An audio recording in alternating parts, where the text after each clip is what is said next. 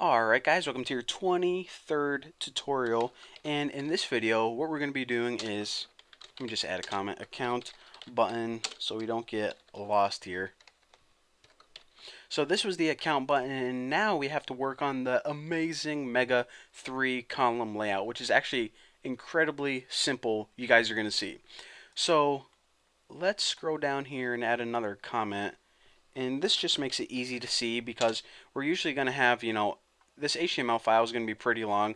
So whenever I'm scrolling through it, I notice these green things, and those are like the main parts that stand out. But anyways, this is going to be the profile button. So that's what my comment will say. Profile button. Alright, so of course the first thing we need to do is we need to add a list item and our anchor tag. I think that's what it is. So what this does is it basically creates the button on your toolbar at the bottom. So we now have a profile button, and let me actually make sure that everything is showing up. Alright, so what this does is it creates our profile button on the toolbar. But now what we need to do is we need to create all the good stuff, and let's go ahead and break this down before I show you guys what we're doing. What we're doing is we're creating a 3-column layout. It's a layout that fits, and by layout I pretty much mean drop-up menu. It's a drop-up menu that fits 1, 2, 3 columns. So we know that's how many columns, but now let's break down how many rows. Well, we have one row, and this actually is a row that takes up 3 wide. It takes up the whole thing. It's just to the left. We have another row. This is another row right here. So 1, 2, 3, 4, and then this is actually an entire row right here. So we have 5 rows. So this, imagine it like a grid where it's 3 wide by 5 tall. So that's what we have to create, and I want to show you guys how to do it. So the first thing we have to tell our program is just how big of a layout do you want, or how wide is this going to be. So div class equals 3 column layout. It really doesn't care how tall it is. That's up to you whenever you're making crap in it. Right now it just needs to know how wide to make it. So now just go ahead and end that div. And now the next thing you need to write is, now that it knows it's 3 columns, you need to start creating your rows. Now whenever you create a row, the only thing that you need to do is say, how wide do you want this row? So the first one is going to be all 3 columns wide. You can probably get away with making this only 2 columns wide because the first row is this text example of 3 columns, but why not make it 3 columns wide, just in case. So this is how you create an individual row. I guess I can give myself a little bit more space here. Div class equals column, and then you say how wide do you want this row, basically. So col3 means I'm going to take up 3 columns.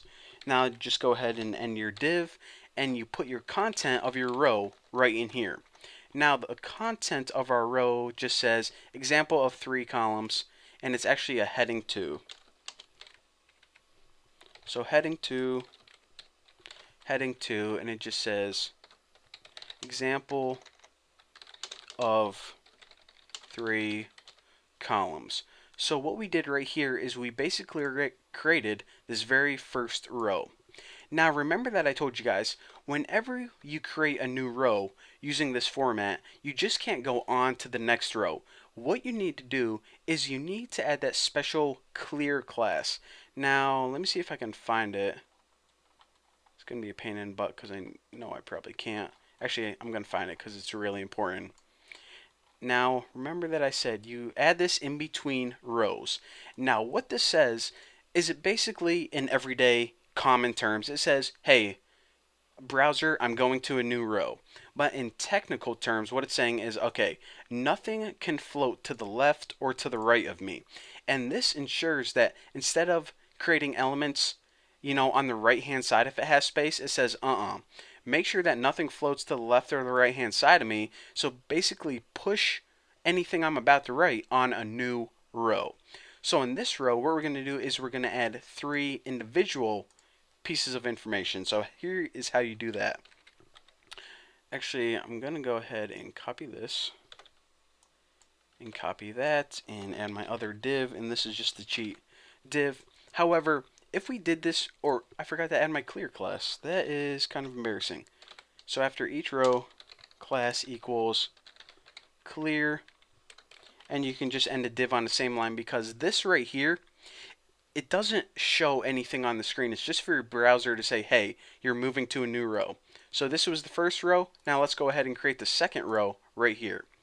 Now the second row, like I said, it has 3 individual columns. So if we added this, it would take up 3 columns wide, but we actually want 3 of these that take up 1 column. So this is going to take up 1 column, this is going to take up another column, and this is going to take up another column. So you can either have a row that takes up 3 columns, or a row that takes up 3 columns using 3 individual blocks. So from here, we can just, add a paragraph or something.